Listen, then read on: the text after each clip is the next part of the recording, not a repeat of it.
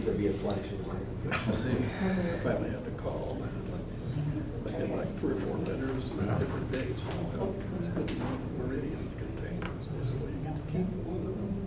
Like, we'll pick me up on Monday. This is okay. Ian passed. Okay. Call the July 25th meeting of the Historic Preservation Commission to order. Roll call. Commissioner Scott? Here. Commissioner Compton? Here. Commissioner Rubis? Here. Commissioner Sprunger?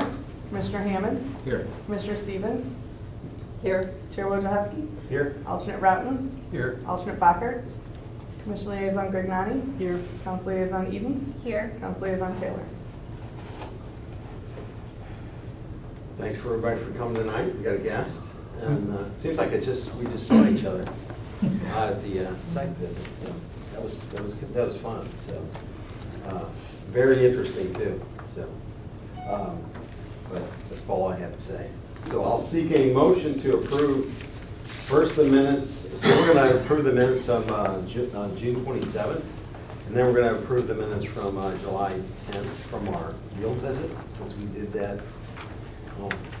We had a meeting there essentially. So I'll seek a motion on approval of the June 27th minutes. I move we accept the June 27th minutes. Motion. Second to Commissioner Scott. All in favor? Aye. Aye. Opposed? Motion passes. Thank you. So now the minutes from July 10th meeting on the demolition site visit on Bonham Creek, which was in Ward 1. There is one correction. Miss Eaton's name was misspelled in the attendance, and so there needs to be an S on the end. So just to advise you of that change. You missed the shortest name on the whole. Obviously, you're really You fine. got mine spelled right. You know, yeah, you should see what my family does with Yours Christmas 3 cards. times. Wojciechowski has to do like, Thank you. sorry. No, it's fine. I was gonna say I have a cousin that keeps spelling my name on Christmas cards, EDEN apostrophe S. I don't know. Odd. So the minutes with the one correction to add an S on the end of Edens. I'll seek a motion. Jim makes the motion. Second. Second by Michael. All in favor? Aye. Aye. Opposed? Motion passes. Thank you again. We got public comment? Any public comments? No comments? Okay. So we got 2 items ready for action. One is the presentation from Dan Kavanaugh, the forestry guru leader from the Missouri Department of Conservation.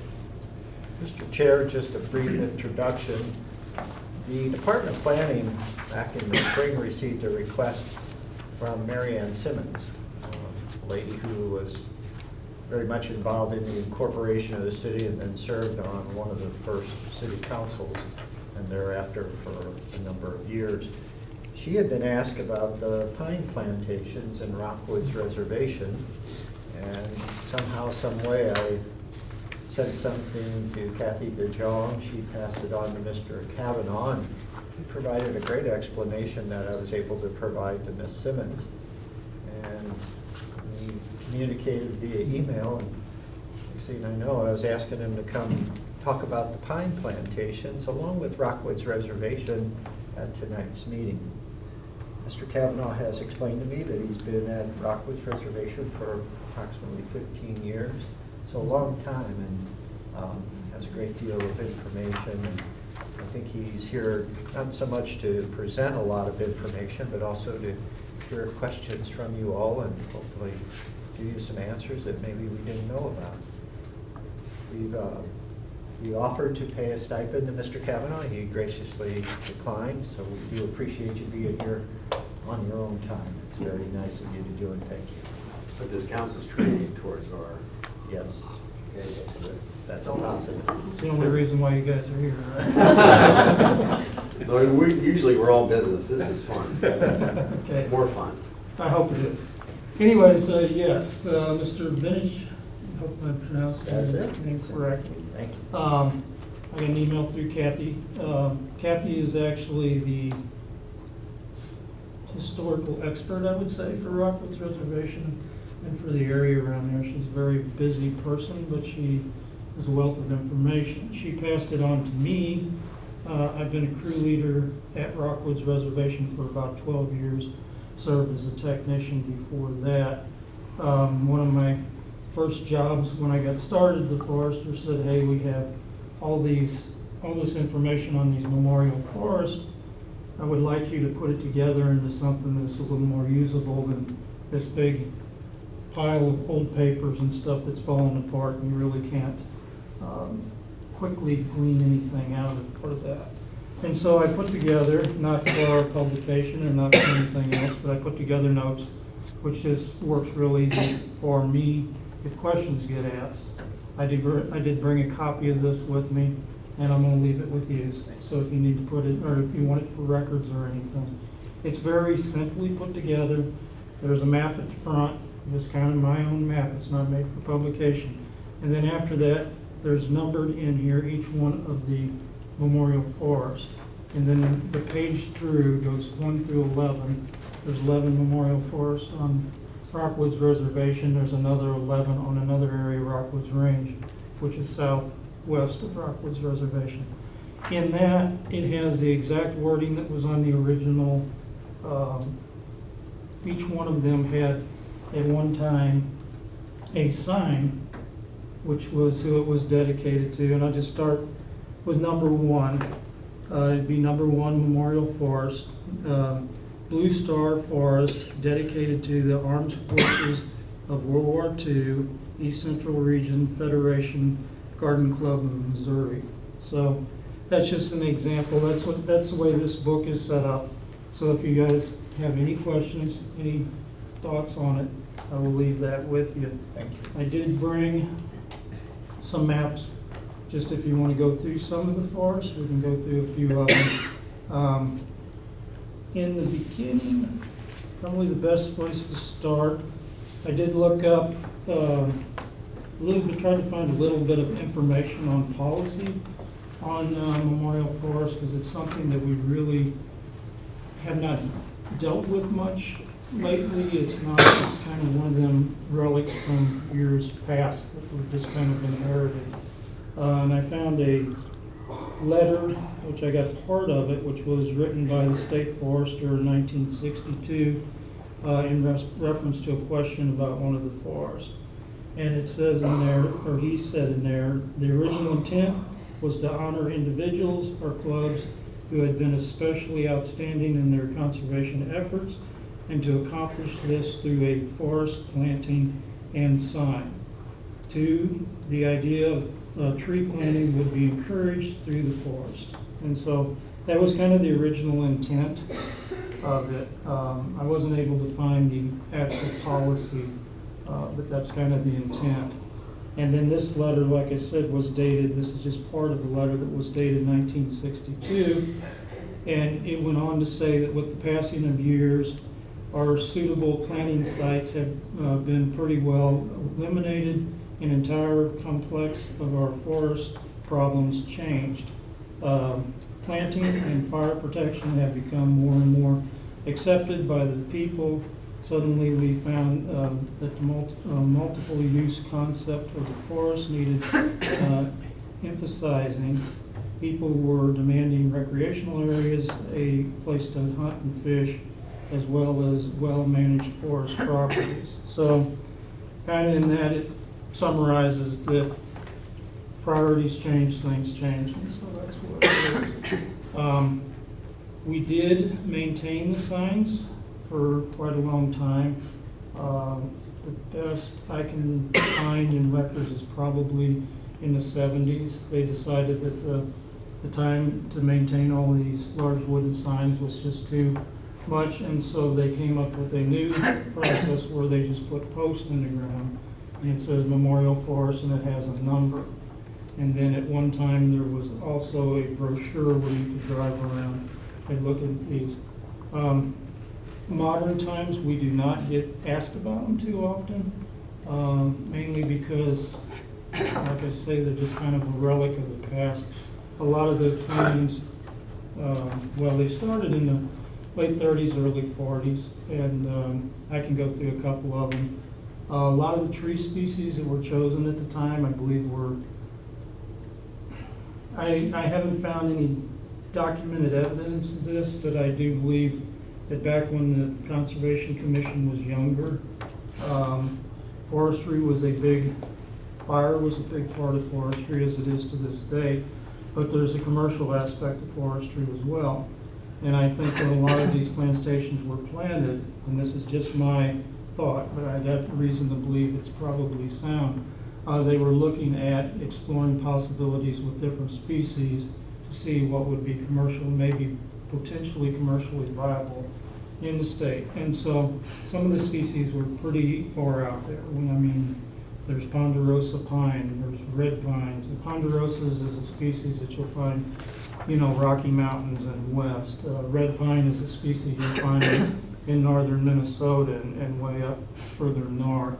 Loblolly pine, jack pine is in the eastern red cedar, which is native to the state of Missouri, but it's not really a commercially viable nowadays, but that was when it was planted. Walnuts, a number of these are walnut. They like to say that, you know, people call them pine plantations, but there are a number of them that aren't even pine. And so that's kind of the gist of how I got into it, where it was. I have not spent a huge amount of time researching. As I told Mr. Vintage, the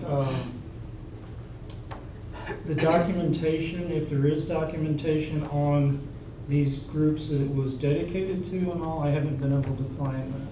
So most of the documentation I have on these forests is going to be stand notes, planting, when they were planted, number of trees, species, any replantings that were done, and stand notes on re-entries just to see how things were going.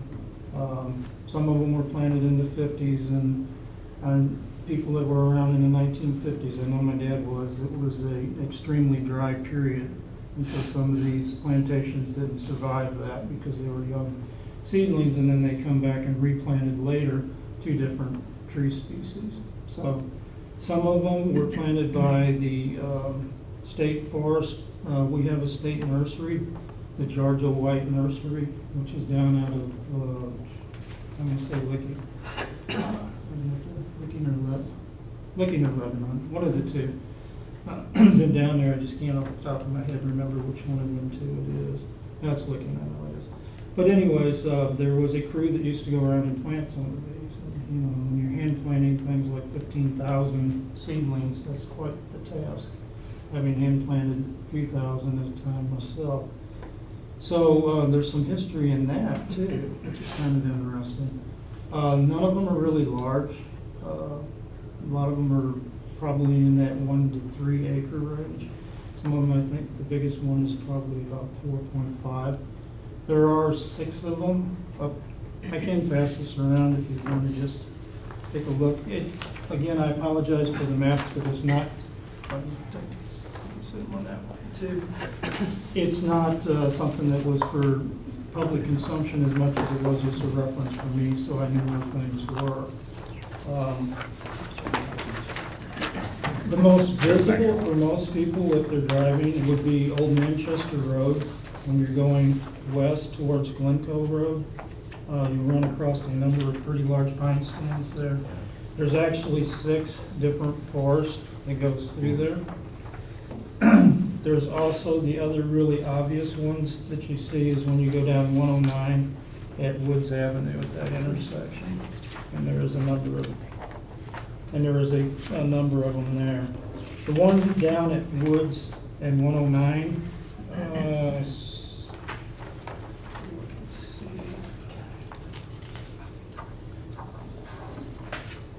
Was a lot of pine, a lot of ponderosas in there. One thing that I didn't know until I was working with a forester, I do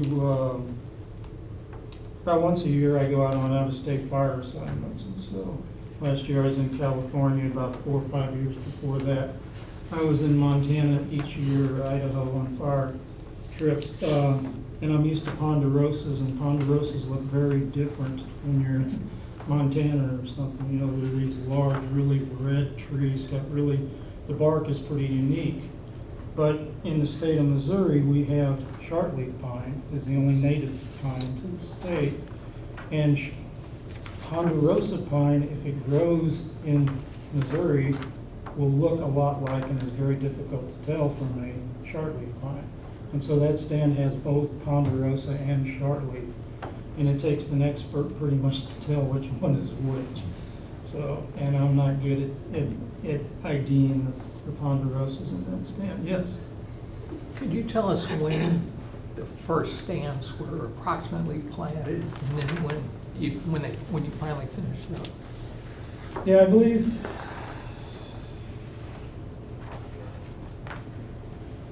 this, well, I can go through just really quickly. Stand 1, which was the one I described, was planted in 46. Rockwood's reservation was actually bought was acquired in 1938. Stand 2 was in 42.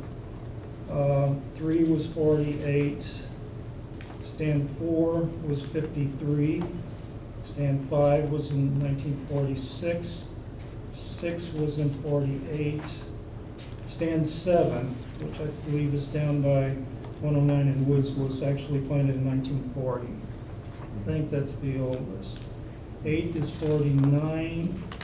9 was 58, which was probably, no, 10 was 60, and 11 was in 51. So they're not really in chronological order as far as 1 through 11. But between 1940 and 1960, it looks like, what's the dates on that? When I was little, a big deal was to go to Rockwood for a picnic. Mm-hmm. And this would have been the late 40s, early 50s, and I believe it was a stand along Manchester that I remember. They were like this. Yep. And so, Yeah, trees grow fairly quickly, so. so that's why I wondered just when they were planted. So those were actually pre-war and wartime 1 through 6 planted. Those would have been 5 was, to 10 years old then. yeah, 42, 47, 48, in that realm. Let's see, that was a cedar and red pine. I know there's some of the red pines still exist. A lot of these stands, like I said, I provided you with a copy of this whenever you want to look through, but a lot of these stands ended up replanted. So if you're looking at these notes and you look at the 47 planting, it talks about red cedar, red pine, and then in 53 was the next notes we had on it, and it said eastern red cedar 90% survival with 2.5 to 7 feet, and it will give you stand notes on what, in 56 the shortleaf pine, it was, I think they put some in 53, was 2 feet tall. And so, so if you pick through these, yeah, you can find out the height. Now there is down at the bottom of Allenton or Six Flags, sort of in Rockwood Range, there's some there. What? Yes, they are actually in this. I didn't mention that, but the first half of this is Rockwood's reservation, and then there's a second map in here, and then there's another 11 plantations down there. What was these areas? What had happened to these areas before? Had they been logged? Were they just fields? Rockwood's reservation and probably Rockwood's Range both had some ag activity, and so these would have been predominantly old ag fields. So whether they were planted or whether they were pastures, cattle pastures and stuff. I know on Rockwood's Range there was quite a bit of cattle pastures on there, and so it would have been open areas. That Rockwood's Range was acquired, I believe, 42 or 44, right in that area, and it would have been open fields and stuff, and so they would have planted. Part of these memorial forest concept was, hey, we've got these open fields, we want to do something with them to reforest them, and then they made them into a memorial forest. These weren't any part of, say, the reclamation from the clay mining and the mining that was done in Rockwood's reservation, yeah, went through a number of phases.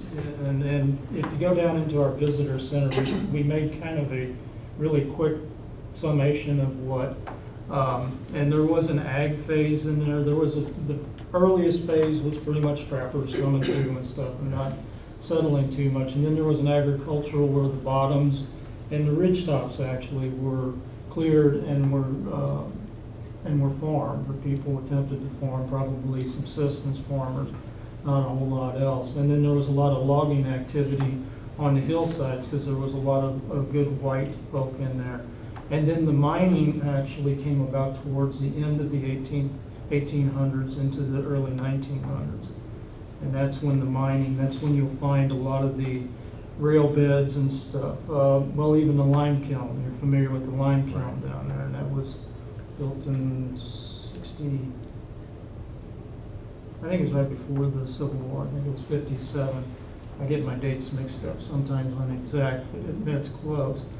And there was a lot of that, and then it became predominant. Then there was a developer bought it, or was trying to develop it, and the clay mines was involved in all that. And when A.P. Greensfelder and that group of people worked to acquire it for the Missouri Department of Conservation. And Rockwood's reservation, I cannot find, I need to do a little more research on this. It's the second piece of property that the Missouri Department of Conservation owned, that the Conservation Commission owned. I believe it is the oldest piece that's continuously owned. The first piece, I believe, they've gotten rid of since. And the first building that the Conservation Commission owned was the old general store that was on Glencoe Road there. The frame or the foundation of it is still there, but unfortunately, the building was torn down years and years ago. So, sorry, might have got a little long. Did that kind of answer your question? That's what, well, Rockwood Reservation always fascinated me with everything that's gone on there, and it's wilderness, but there's been so much activity there over the years. Growing up, I just was interested to see where these trees came from and when. One of the amazing things, and I tell people all the time, and Rockwood's is an amazing place in a lot of ways.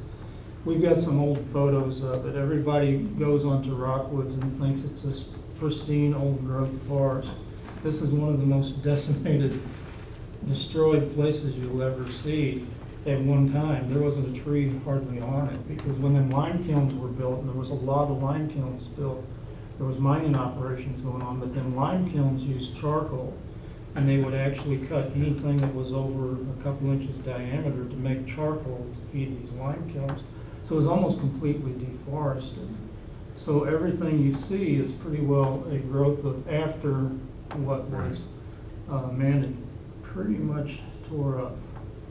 So, because there's some pretty graphic photos of what a lot of digging and mining and stuff can do. And the area is just hewn with old roads up to quarry sites, to holes where they dug test holes, to rail beds, it's pretty much in the winter. In the summer, there's enough vegetation you don't really notice it a whole lot. But if you do hike anywhere through there in the winter, you'll see flat area rail beds. You'll see roads going up towards quarry sites. You'll see quarry sites, and you'll also see there's a lot of natural bluffs as well. There's a lot of quarry sites. So, yes? I was just wondering if the quarries, maybe because of slurry or just kind of turning the earth, if it affected the soil content enough to shape the trees and forest around it in a different way. Like I know I think evergreens, don't they like acidic soil? So I didn't know if there's that a lot affected what could grow in that area most closely affected by. Well, before, I mean, I don't want to go into a 2-hour discussion about forestry here. Before man was even involved with it, Rockwoods is an 1,880 acre area, that it's not all the same. Aspect affects what trees will grow. As you said, pH affects what trees will grow. Soil types, there's soil maps. If you look at a soil map of Rockwoods or any other area, there's a lot of different soils. And so when you walk from one side of the hill to the other, you'll get different trees, you'll get different plant species. If you're on a southwest aspect, which is a drier aspect, you'll see different species than if you're on a northeast aspect or an even east aspect. And then on top of that, if you're talking about disturbances, so if you're talking about digging, so instead of having your original topsoil layer, you may be down to a B horizon or C horizon, or even down into just a rock bed. That doesn't mean that plants won't grow, and there's certain plants that grow very well. Very rocky sites, eastern red cedar will grow. And so if you go into Rockwoods going north on Glencoe Road, past the lime kiln, it's really steep there. It's a really churty area. It's not a really well disturbed area, but it has, it's pretty much undisturbed. But it's a real churty, steep ground, and it has cedars just growing all along there. If you looked at old photos, you wouldn't have found them cedars 100 years ago, 50 years ago, and the reason being is fire. Back years ago, fire was a very dominating part of our ecosystem in the state of Missouri. There's always argument about how much was man-made fire versus how much was natural, and most of them think that in this part of the country it was mostly man-made. Native Americans used fire for a lot of things. It kind of promoted herbaceous growth and all that. If you go back and read anything on Lewis and Clark, when they're going through Missouri, they're talking constantly about the fires. The fires are constantly. So there was a lot of fires, and the fires changed a lot of your species as well. Some of the species we're dealing with now, our forest, typically oak hickory, in general, mostly what they are in the state of Missouri, are transitioning in a lot of places to maple. And part of the reason for that transition is because we've taken fire out of the equation. And when fire was in there, fire would have kept the maples down, except in areas that didn't burn well. But now that we have we've controlled a lot of fires, and there's not a lot of fires on the area, these maples, which are very shade tolerant plant, they will grow in a shady area, will take off and grow. The problem with the maples are numerous. Number one, they produce a very dense shade, and so a lot of our plants underneath, our herbaceous plants underneath, no longer will grow because they're shaded out. And so when you walk through a grove of maples, there's basically no plants underneath. They also do not produce any hard mass, which is an important food for our animals, wildlife. And so not that all maples are bad, and obviously Rockwood's Reservation does this maple sugar program every year, some of the good, but they are kind of taking over because they're taking advantage of that lack of fire. And so part of our management strategy on a lot of our conservation areas is to deal with some of that, to lessen that maple component, to lessen that. Here it's going to be sugar maple. Where I was at Crawford County today, it was as much red maple as sugar maple, and then there's ironwoods and there's other things, just to kind of keep everything in balance and going. So I do have to apologize. I can get very deep into the weeds. Just cut it down if you need to. You talked about the state of Missouri acquired Rockwood Reservation. Was it privately owned? It was, and this, I do have files on this as well, and I can get you more information. What I remember off the top of my head was there was one fairly large tract, but the initial 1,400 and roughly 50 acres was about 14 tracts, I believe, 12 to 14 tracts.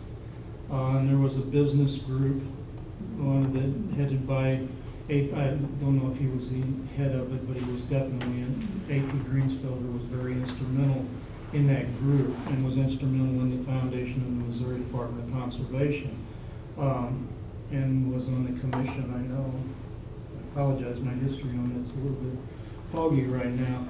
But he put together a business group, and through donations and through money, they were able to acquire that roughly 1,450 acre original. And then there's been smaller acquisitions, some donations, some actual purchases. And is Greensfelder, is that a St. Louis County asset?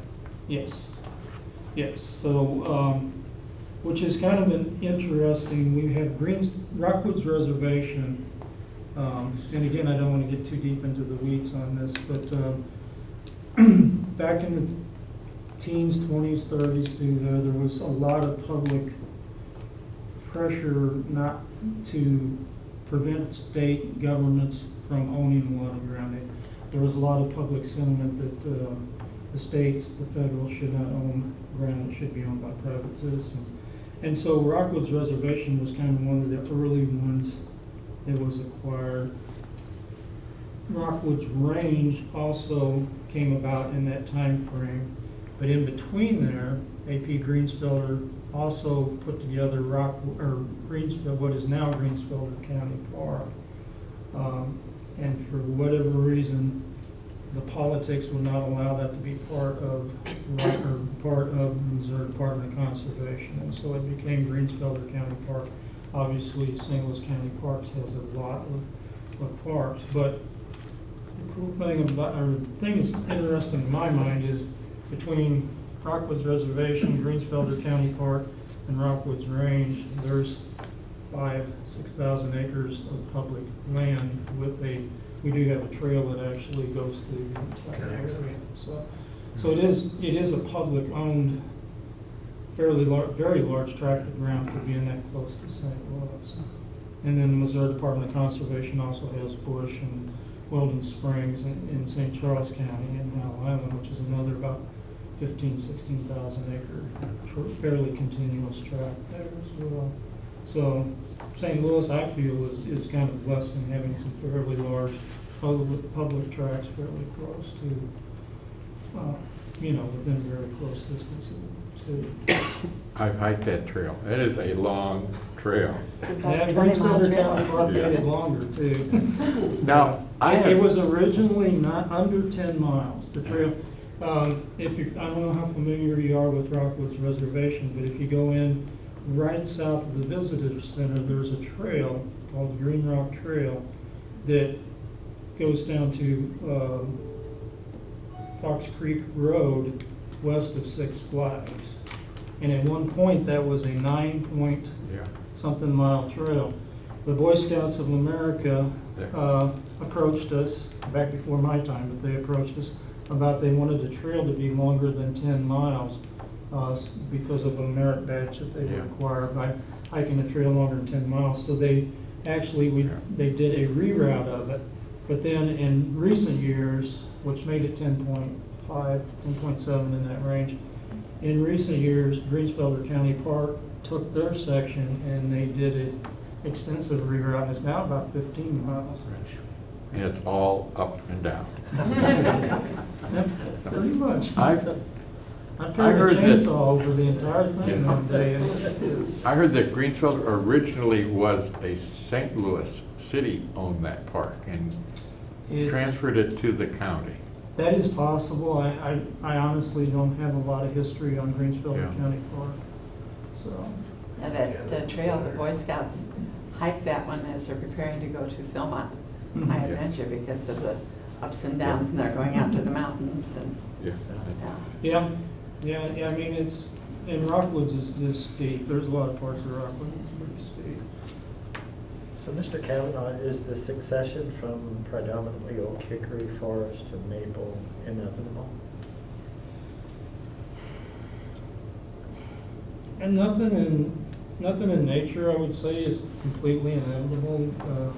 A lot of people see forests as static objects, and they're not. They're constantly changing.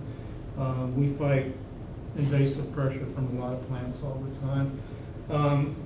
Nature pretty much, if something dominates and takes over, then there will be an insect, there will be a disease that will get in there that will start to change it. But as long as we suppress fire, as long as we don't do anything to change, yeah, the progression right now is to go towards maple. But nature works in thousands of years, and 3,000 years from now, you may be something totally different. There's a lot of pressure, there's pressures from a number of invasives. Common name tree of heaven, Atlantis altissima is one of the big ones we're seeing in a lot of areas that has the potential to take over even in maple stands. So there's, it's that constant change and constant balance. How's the health of the pine plantations, generally speaking? Generally speaking, it's good. The species that were not native to here, some of them struggle a little more. White pines, which isn't part of the plantation, I don't think they may have put whites in one of them, but it's down around our office a lot, and I know they struggle a lot. They tend to get fairly mature and then they start really struggling. The red pines are getting by, they're doing okay. They're definitely not really liking where they're at, but they seem like they're surviving. Some of the others, most of them, they got a pretty good start, are still there. Still, actually, the eastern red cedar was one of the ones which cedar is a pioneering species in a lot of spots. So if you have an event that clears the ground, whether it's natural, man-made, or whatever, so it can be a fallow field, it can be a blowdown from a storm, it can be a major fire event, or anything that's a major. There are certain species that will tend to pioneer and go in there first, and they get going. Eastern red cedar is one that does that. But eastern red cedar, once you start getting the oaks and the hickories and others coming back, and once they overtop them, they do not compete well in a forested site. They'll eventually shade out. And the eastern red cedar plantations that we have, I've noticed that's pretty much the case. They're in the process of going away. So do the eastern red cedars, in an area that's been disturbed by either natural or man-made causes, do they provide the stability until the oak hickory can? Yeah, they do. I mean, there's a lot of soil stability and stuff in it. They do provide. It's kind of, there's land managers that I work with that kind of view them as a bad species because of another subject entirely. But when we get into glade restoration and stuff like that, they have a tendency to take over glades. But they do provide a lot of cover for wildlife, and wildlife do use them for certain aspects. So a monoculture of almost any species is not the best habitat, for it's better if you have kind of that diverse mosaic. And so the cedars is part of that mosaic. Lots of times rock outcroppings, it wouldn't burn and stuff like that. You'll have cedar. Cedar is one of the oldest living species in the state of Missouri that will live to be somewhere upwards of 1,000 years, 900 to 1,000 years old. They have the potential to live. I think the only tree I know of off the top of my head that has the potential to live maybe a bit longer would be bald cypress. And bald cypress is a southern Missouri, southeastern Missouri species. Permission with the commission, if I could ask one more question. Sure. So have we just been lucky that there's not been a fire in Rockwood's reservation, or Rockwood's rain, et cetera? Or is it the management practices of the state?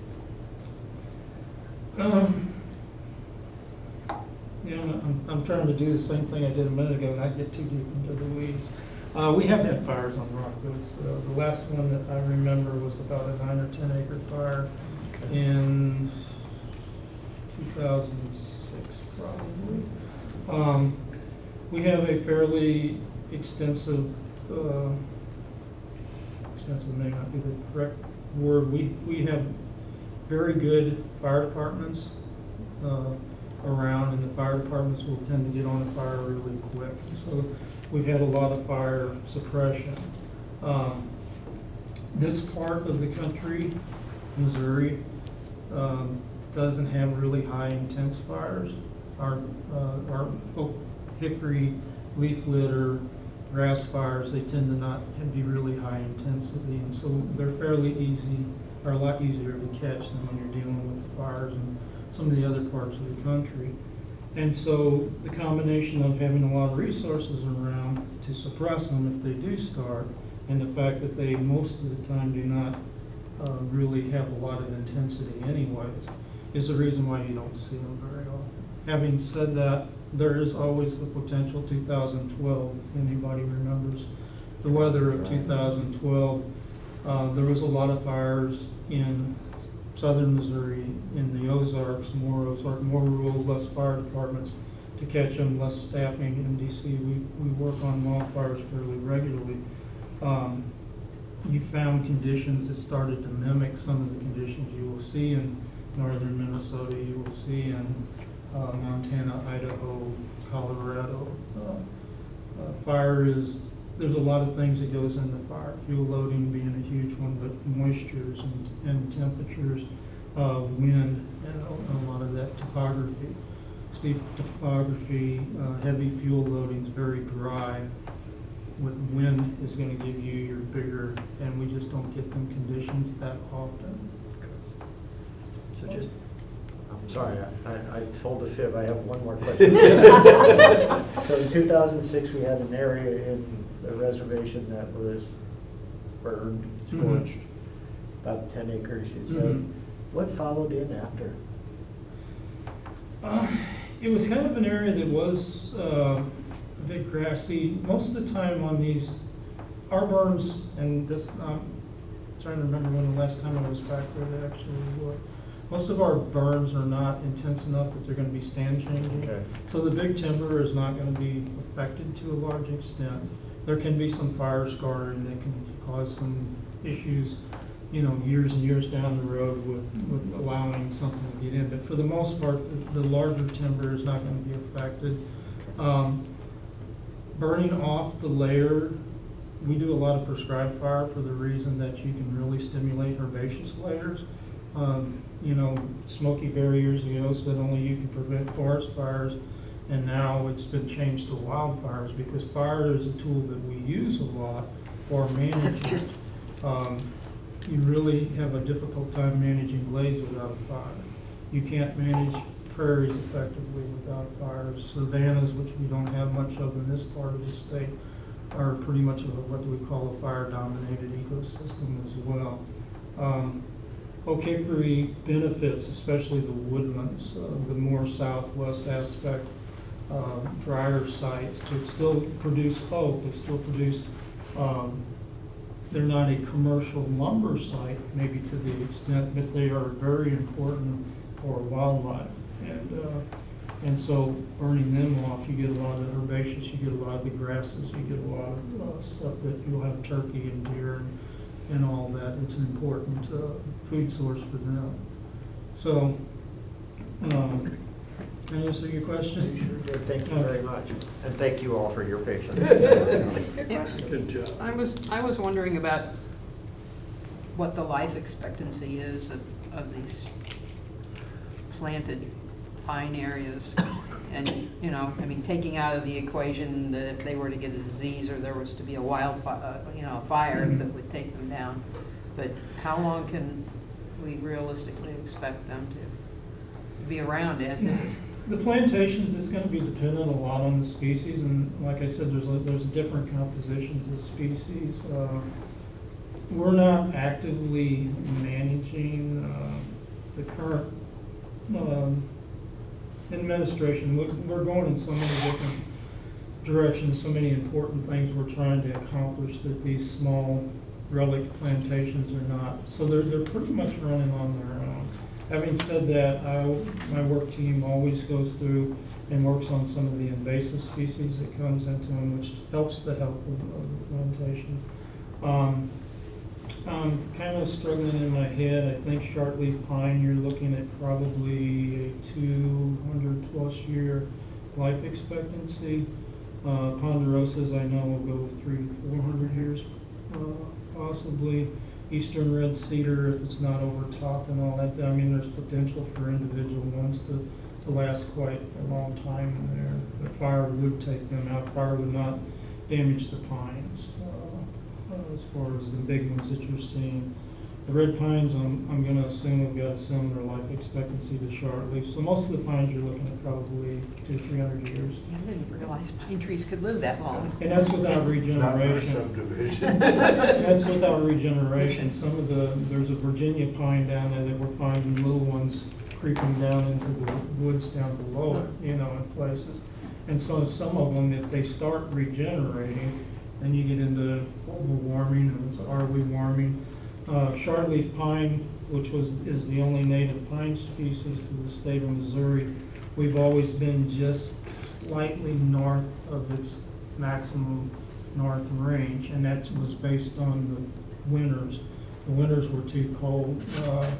You get into transpiration of water and all of that.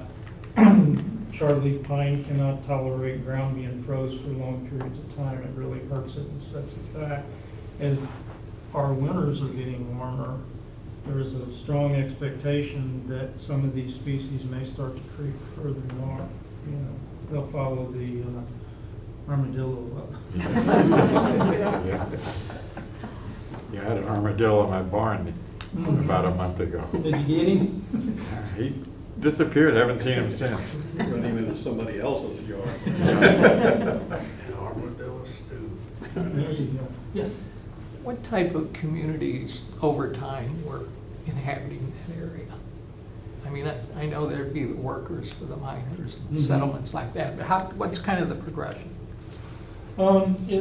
Like I kind of started to allude to, originally it would have been, like they always said, trappers and stuff, so just been people coming through, Native American and stuff like that. The earliest ones that settled into there would have been agriculture, and so they would have been smaller, lots of times 40-acre farms and stuff. It was a hard place to farm because a lot of the ground was way too steep, so you'd had small farms in the bottoms and stuff.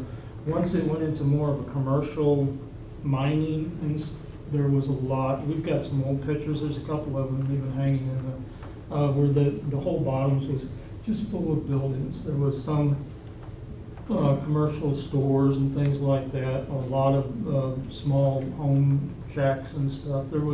I was told, and I don't have anything to back this other than I was told that at one point there was over 100 structures on Rockwoods. And you still, if you go through the woods, you'll find a lot of old stone foundations, or a number of them and stuff. Okay. When did you say the state took it over? In the 30s? 1938. 38. Yeah. And that's when it was. Fascinating. Yeah, very interesting. Is there a species of animal that you feel would rebalance or help the forest? And I ask this because when I was at Yellowstone, a park ranger explained that when they reintroduced the wolves, that for some reason it brought the beavers back, and they don't know why. And when the beavers came back, it changed the topography of the forest because they started felling different trees. And then the wolves kept some of the elk and moose in check that had been devastating the lower branches of trees. So it changed what species of trees were even in the forest. And so I was wondering, is there something that you would like to see maybe change species-wise that would help the forest? Yeah, you're trying to get me shot or fired, aren't you? Sorry. Don't forget your live stream. You're on live. Be careful, your live stream. I take it back. I take it back. No, You don't have to answer that question. Not deer. Easy answer. Yeah, we need more deer. Don't need any more deer. No, I mean, in a perfect world, you want to have your top tier predators, which in Missouri would have been wolves, would have been maybe mountain lions, although I don't consider mountain lions as much. Wolves are probably the best. Wolves are just not compatible with people in the area around here, so that's not. Deer were, they evolved with very heavy predation. And I always said, it used to be wolves, it used to be mountain lions, it used to be other things, and now it's, hunters and Buicks. And Buicks are completely indiscriminate, and hunters only shoot the best, pretty much. So it's not a really good predation on that species. Having said that, the department puts a lot of effort in trying to manage deer population, because it is a popular hunting animal. It's also a very popular for people that just like to see deer and like to see. Man doesn't have the ability, we have the ability to change a lot of things, but we don't have the ability to control as much as I think sometimes we do. And you are starting to see some of that predator over time start to move back in. We're seeing occasional mountain lions. There's no population that we know of in the state. Populations are going to be based mostly on, is there a female here that's breeding? Then you got a breeding population. To this point, most of everything we found that's been killed has been males. They're coming from very long distances. They're coming from the Black Hills of South Dakota. They're coming from eastern up New York direction up there, and the biologists are still working on why are they doing and how, and I think they're following the river corridors. So that's one, not necessarily more of an omnivore than a full predator, but black bear is another one that we see increasing. And they're actually discussing starting a hunting season for black bear in the state of Missouri. Last population numbers, and this may be wildly off, was 800 and something.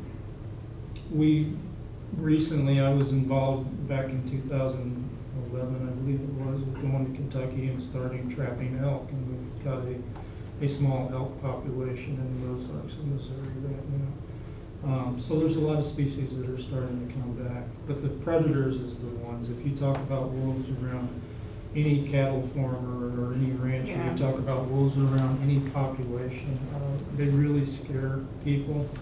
I do not agree that they are as dangerous as some people may think they are. You know, if there's a wolf in the county, we're all going to die type of thing. I don't agree with that. Having said that, they do have the potential to be problems for cattle farmers. They do have the potential to be problems for others. Bears another one. Bears can be very destructive and a nuisance at times. But and actually, we've got an open house in Powder Valley, I think, next week.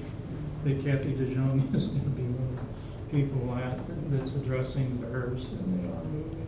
We have resident bear population, I've heard of resident females in Crawford County and probably moving into Washington County. One of the species that we are trying very diligently to get rid of, which is not native, is hogs. Feral hogs is a huge issue in southern Missouri. A lot of that is through illegal releasing of hogs because of people wanting to hunt them. They are very destructive. They're destructive to wildlife. They're destructive to habitat. They're destructive to stream systems. They're just a very destructive animal on the landscape. And so They're mean too. they can be mean. Yes. Do coyotes help with small animal management? Is that something Yeah, that's the pretty? coyotes will. The coyote is a totally different animal than a wolf. Wolves hunt in packs, and they tend to be very large apex predators. Coyotes' predominant feed is going to be mice and smaller animals. Will they catch a groundhog? Will they catch a rabbit? Will they catch anything about they can catch? They will eat. But they tend to hunt singly, and they tend to be less. They can be a little hard on small dogs and cats. They can definitely. They will kill cats, and they will kill small dogs. Hurt their popularity. And then people that But then, you know, people don't like possums, people don't like vultures, people don't like, but that's part of nature's way of cleaning up, you know, as opposed to having to go out there and throw it in the back of a pickup truck. Someone can drag it off and eat it, so the other, I mean, unfortunately, I'll talk until somebody runs me off. That's interesting. Mr. Kavanaugh, thank you so much. Yeah, thank you very much. Appreciate it.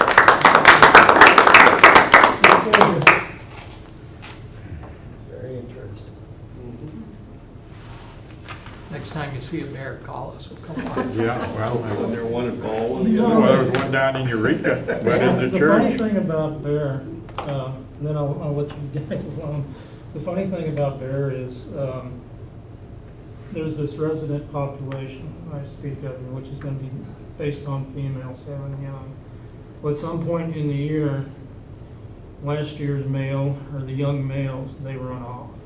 You know, mom says, hey, it's time to leave home, get out of here.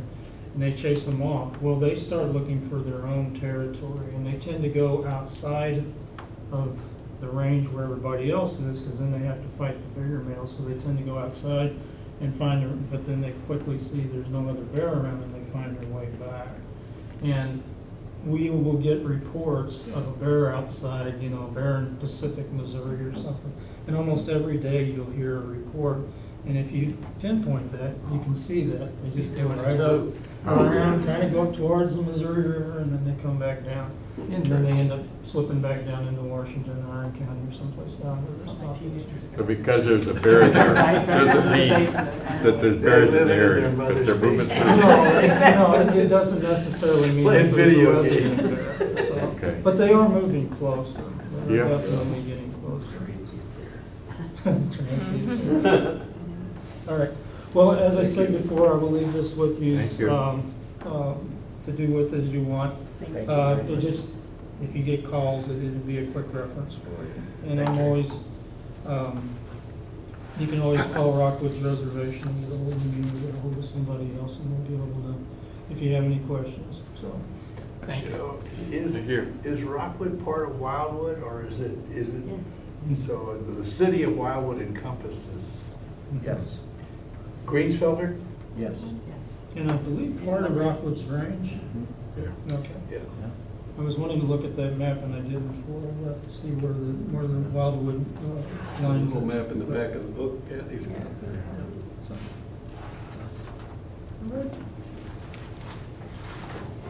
It's hard to see 'cause it's at a tiny scale, but it's got, says that's the range on there. So I don't know if it goes across 44, but That would, yeah, we're all the way down to. Yeah, the range goes all the way down, so Yeah. Fox Creek Road is the southern boundary of Rockwood's range, except for the one Yeah. about 33 acres. Yeah. and all Can we of that. share one of these books with him? I can give him mine. You can give me Oh, no, yours. I have extras, so, yeah. I've had it. It'll have a nicer printed version. I have a couple changes that we've made, but, All right. There's information about Rockwood's reservation and all the public holdings in there, so. Okay, well, that's. So if you see anything, I I'll just let us know. don't do it, so get it before it goes to print, huh? Yeah. Thank you so much. Thank you. Well, Thank you. Thank you.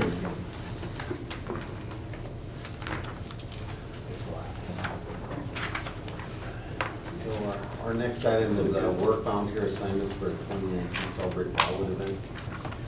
Do you have a presentation on this? Well, I we, kind of snuck a peek. Oh, my presentation, you want to see it? It's the logo, just so we knew where we were on the schedule. There we go. all right. But we can either pass it around or we can do it after. So we kept the same schedule as we used last year. It seemed to work. So we have 2-hour time frames, and I have everybody's name on here if you want to volunteer for whatever, if you're able to make it that day, and just give us some time frames, and we'd like 2 people each time. I'll start out. If we can. In the morning, yeah. Do you need any help setting up? I don't know yet, Mr. Rubus, but thank you. We'll let you know. I just had a conversation today with Travis Newberry. He's a planner in the department, and he coordinates our volunteers. And so he's reaching out to Lafayette and Eureka High Schools. We've also got a group of volunteers that have worked at the vet for a couple of years. If we come up short, or if you're interested, you're more than welcome. Just as a sidebar, there is a group of volunteers here in the city called the Wildwood Celebration Commission, which manages the overall event. And for the last part of 2018 and much of the beginning of 2019, we were talking about where we were going to have it. Because last year we had it down on the field just to the east of the theater. And we worked very hard to find a potential alternative locations and settled on Main Street out in front of City Hall here and a portion of the 6 acres we own to the west. One of our council people, Deborah Smith McCutcheon, asked me one night, well, since they haven't started the prime, can't we use the location where we were last year? And seemed like a revelation that would have never came to me, but, so I called the owner of the field, and we're gonna be back down there. All right. So, it's gonna One work more out year. much better. I thought it worked great last year. I don't know how you all felt. It A did. little warm, but other than that, it was- Yeah. We'll work on the temperature. Oh, that's good, it's good.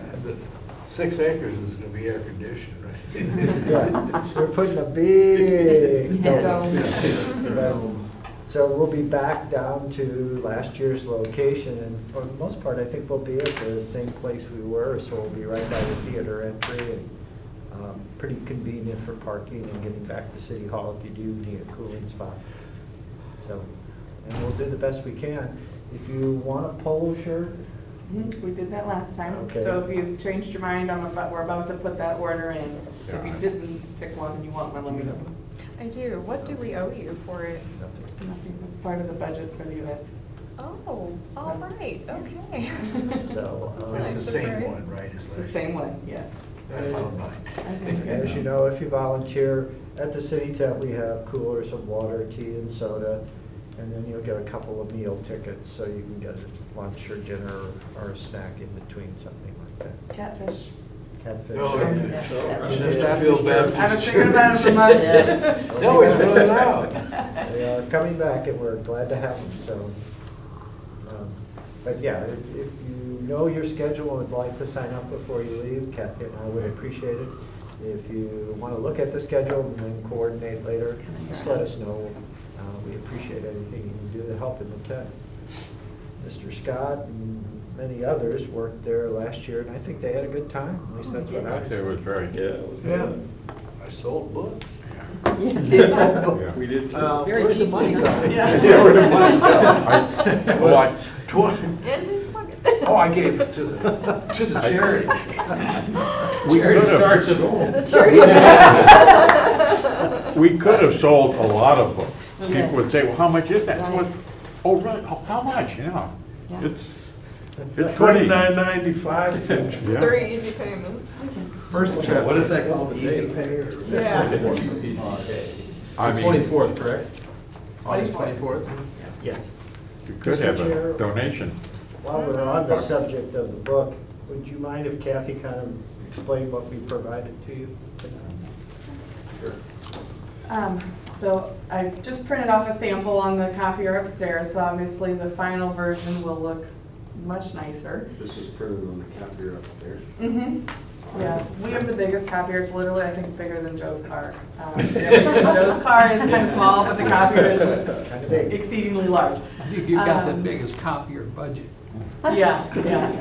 Well, we have a lot of color on our maintenance budget. So anyway.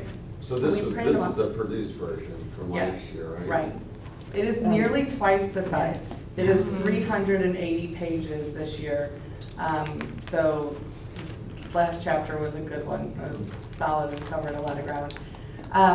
There are a couple of changes from the version you have. One, and it hasn't gone to print yet, but I had not updated the list of commissioners. So you are all listed in the book this year. We had a small change that we caught one where an initial was in the wrong place on Mr. Haas's work, but Do we have The other one Mr. is Thompson? initial, right, in- right? yes. it'll- Good, I have that written down. Yeah, Check on it. yeah. I You got her changed name that. spelled right, right?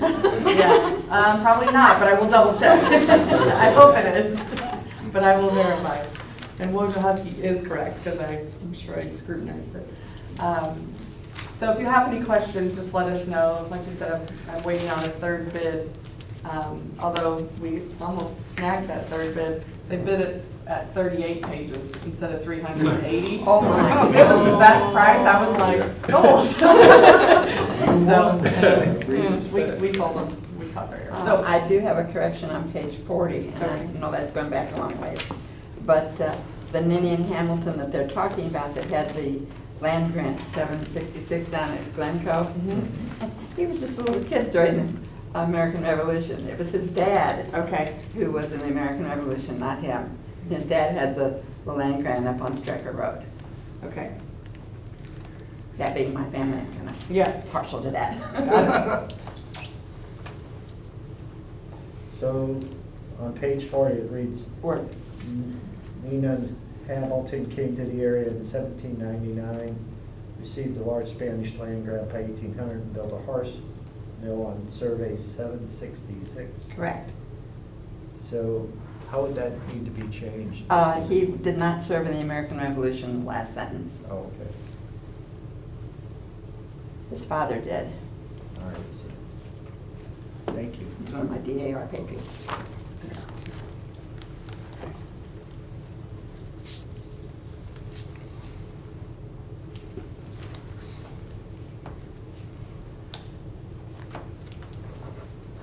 Bear with me, Ms. Stevens, I want to get it correct. So,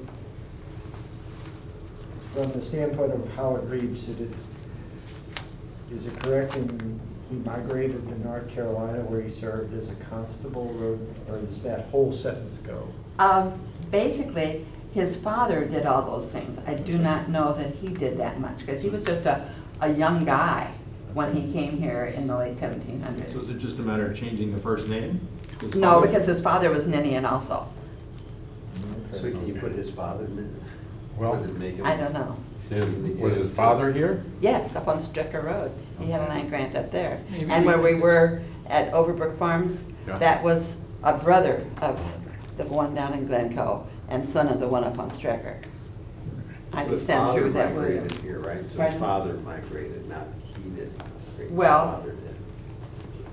His father migrated from Maryland to North Carolina, but I think son Ninian was born in North Carolina. I can look in my database at home and let you know that. If you would, then we can provide it to Ms. Von Grooven. Right. and we can I go had for it it. earlier, but she didn't change it. Okay. Well, if you could just provide what you already had put together, Okay. I'd be glad to address it. Yeah, if you want to just send me that, what that paragraph should say. Okay. I'll just replace it. Okay. That'd be great. Thank you. And Kathy mentioned we are getting ready to send it to the printer, so it isn't the opportune time to make some changes. But if you do see an error or glaring error, please let us know. I mean, when do you think we have to? I was hopefully going to send it tomorrow, or maybe Monday. I can send it Monday. Monday. So if you have, Does that need a space? looks like Looks like it's there's yeah. a space, that's page. So let's say if we don't hear from you by 8:30 on Monday morning, forever hold your peace. A lot of reading to do. Oh, blessed is being true. And again, Mr. Scott, I'm not asking you to do that. That'd be like, I'd feel bad. But it's just like as if you're paging through it and you just see something Right. that doesn't look, Oh, you know. Do you know if Ellisville or Baldwin have done anything like this? I know that Ellisville and all have historical books, but nothing to the extent not that like we this. put together here. I mean, this is, I mean, in the statewide, I think it might even be.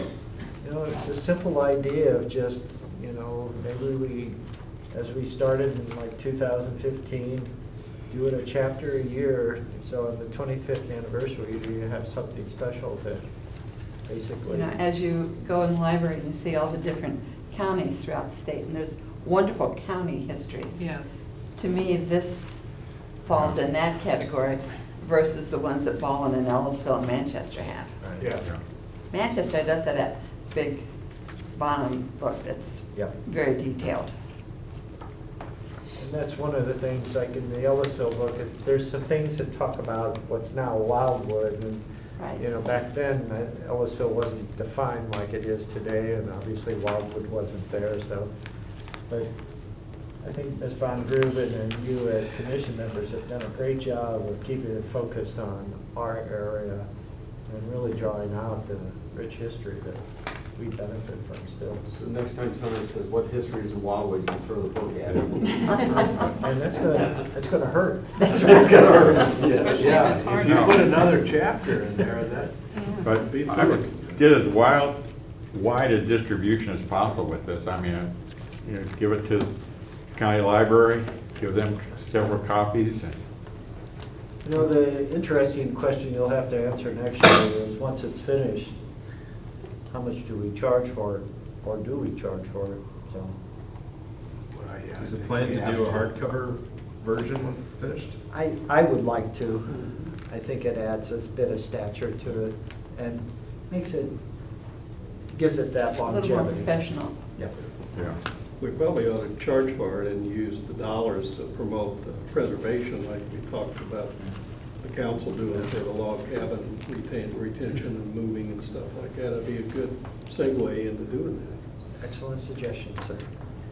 It's on live stream now and it's recorded, so. It'll be for- No, I'm the bad guy for charging for it. Is the budget for next year, that has not been settled yet, has it? Now, we'll start, this department, Kathy and I's department, we'll start the budget process in September with city council and highlight some of the big items that are projects we'd like to achieve in 2020. This will be one of them. the Okay, public that's session. okay.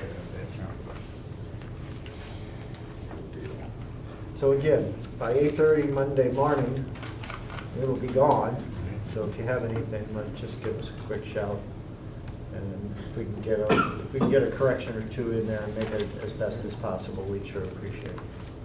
But please don't spend your weekend reading Yes. it. This is kind of getting onto the subject of whether we charge or don't charge for the book next year.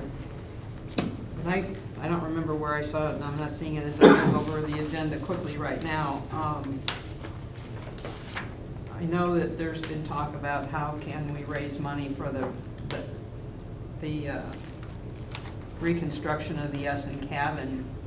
Do we maybe, as we hand these out at the Celebrate Wildwood event, do we have a donation jar and say, you know, these are free, but if you would like to make a donation to the Historic Preservation Commission for the reconstruction of the Essen log cabin? I think Is that there'd be private, I think there, people would I mean, even if Put they the- don't throw I in mean, a couple bucks. I just mean, put the bucket It's a next to the start. books and, because people put stuff in there, and if we, If they don't put anything in there, we can guilt them into it. Yeah. yeah, and if we can put together a presentation so they can see the cabin or something that there's, if there are any drawings or any information. Well, we have great photographs of it. I was thinking we could do a little Poster board? Yeah, and just, and then show the picture of the guy, his mugshot. Yeah, that's a good idea. But I think a little story up there Yeah. with that we're trying to rebuild it, and people, I mean, people were really saying, well, can't I, donate something for this? And Well, I think it's a good story to tell. The family donated the cabin before we were able to do anything about it. It was stolen, it was recovered. We have the logs, but now we gotta go out and pay to have somebody come in and try to see if they can assemble it, give us the drawings and everything. Then we can put that out to bid, so that's gonna be another cost. Could they assemble it in that field on the 23rd of August? Take it down on the 26th? Well, we have some good news, but not quite in that time. It's good, but it's not that good. So can we do a motion to do that? If you would, I think Yeah. I think Kathy and I would appreciate a motion that way if we're asked. It was, something that the commission did support. A motion to take donations for the Celebrate Wildwood Since- book at the, Since Fran can't make the motion, I'll be happy to move that we have a donation box at Celebrate Wildwood for donations and let people know that it's going towards the Essen log cabin reconstruction. so you make the motion. Got a second? I'd like to amend the motion Oh, Okay.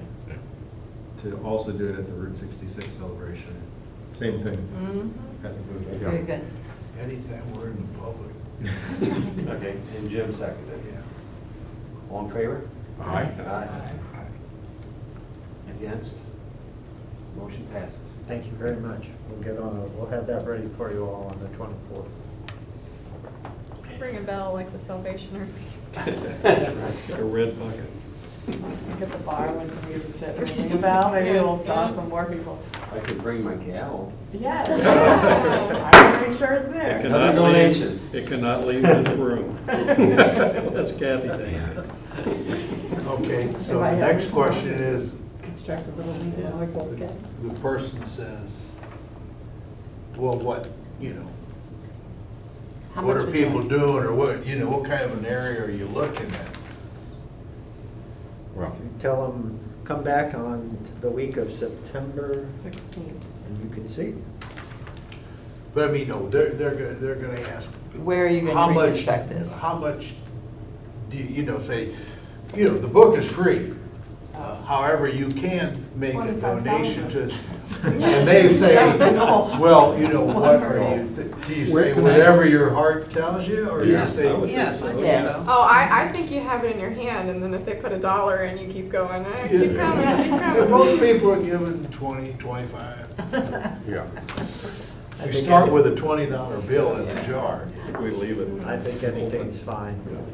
I think, and people see this, I mean, other things I've been involved with. We If people see stack the value, barrel. then They say how much is it? We stack the People around here are very generous. Leave it open. How much? Do we have any idea what it's gonna I was just about cost to the say, we city? can also give you the amount of what the printing costs are going to Cost be. per unit? Yes, and the low bid of the two that I have right now is about $15 a book, Okay, so, well, that, Good. I mean, if they ask, you can tell them. yeah, the other one. But it's not finished yet. That's right. Our cost is 50. But that's for this year's Yep. version. So, So The other they're one's not like buying the $24 a book, book. they're just making A donation. Yeah, say the book is free, you can have it. Right. However, if you feel that you'd like to make a well, yeah, I donation. mean, if they ask us, how much, you can say, well, the books cost about $15 to have them printed, Yeah. Now, I have a question though. but whatever you care to give. If we only collect 15, say for instance, are we going to pull the printing costs out before we turn the rest over? Or are we going to go take it all to donation? I think that's, The money would go to the log cabin. yeah, Yes. That's great. Otherwise, it would be a free the book. city's paying Because for the the printing book. is already in the budget. That's great. Correct. Yeah. Thank you. We'll get that ready for you. So we got a couple items on the ready for action on our old business. One's the byway text for the 2019 points of interest map. We do that. Okay. So the points of interest map, this is an earlier draft, so this has been updated, but this is just to kind of refresh your memory on the map we do. We'll have these available to hand out at Celebrate Wildwood also.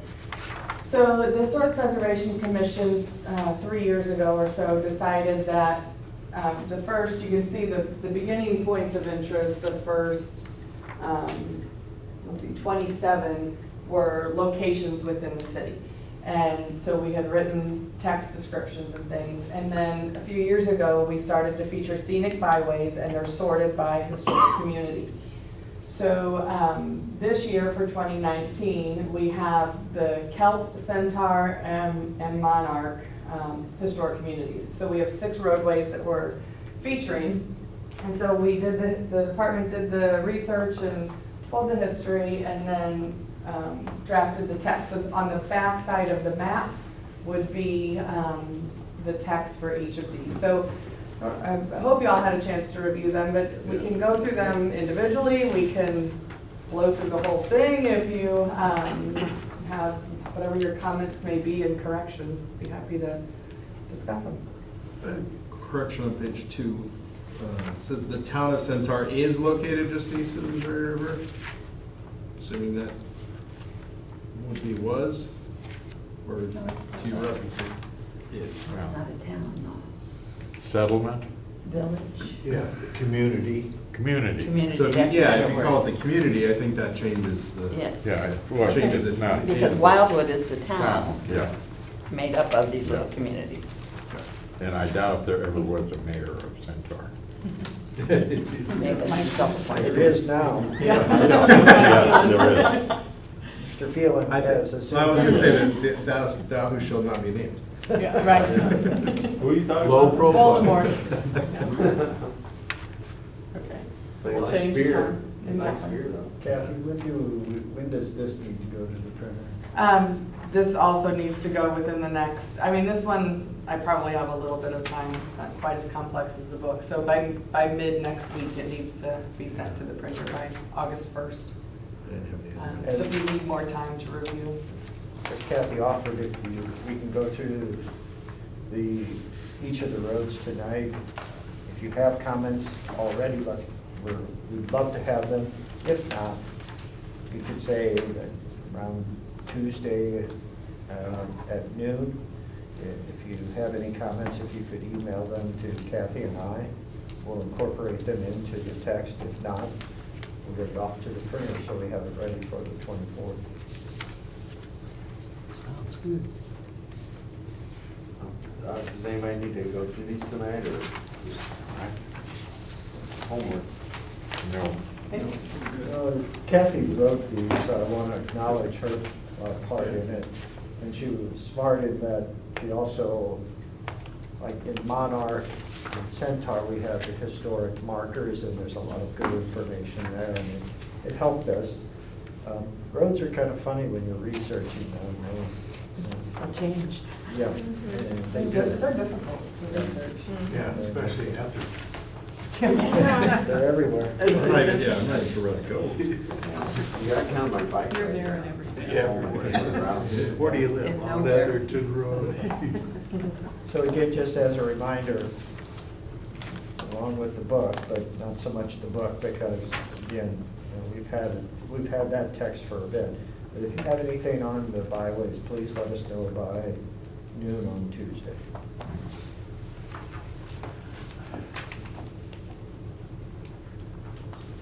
Alrighty.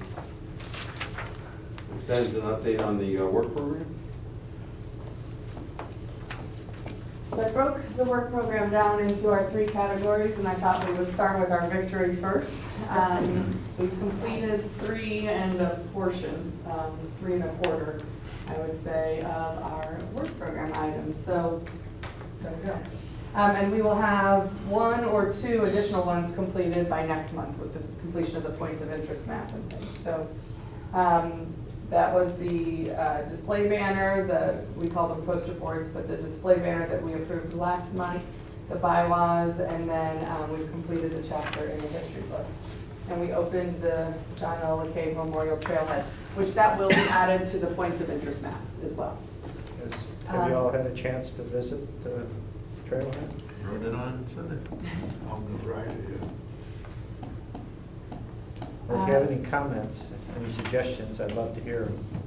We're always trying to make the things better as we go along. And the best way to do that is when people start using it, and using them, you think you know what they're going to do, but people do things differently than what you think sometimes, and we can make it better. The items that we're currently working on, the first is the repair at the Wpa Wall. We've got the contract nailed down with Mr. Heck, and he is going to start hopefully within the next 2 weeks, but early August for sure. We'll have work underway repairing the Wpa Wall. We're still working through the Bellevue Farms project. We included the report What a report. from Yeah. Missourians and Monarchs, yes. And a lot of that information, we've had for a bit from a previous study that we had done, so it's good consistency and provision of things. And so just to give you a little background on the report that was attached to the department's update.